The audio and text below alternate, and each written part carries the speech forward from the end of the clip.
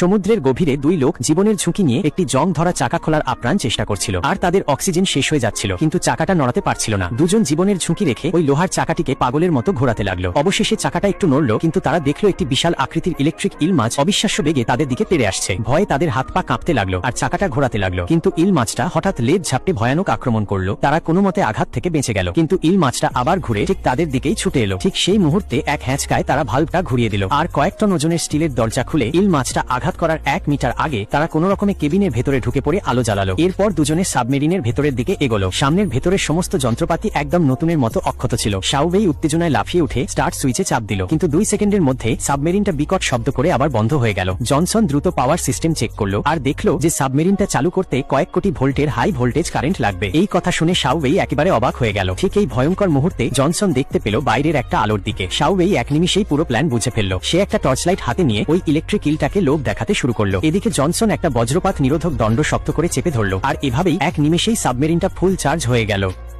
এই ছবিটি সুন্দর মনে করেন এবং মন থেকে ভালোবেসে থাকেন, তাহলে ভিডিওতে একটি লাইক দিন, চ্যানেলটি অবশ্যই সাবস্ক্রাইব করুন, সুন্দর একটি কমেন্ট করে ভিডিওটি শেয়ার করে দিন। আমি জানি কঠিন হৃদয়ের মানুষেরা ছবিটি দেখার পরেও ভিডিওতে লাইক না করে চলে যাবে, তবুও অনুরোধ রইল।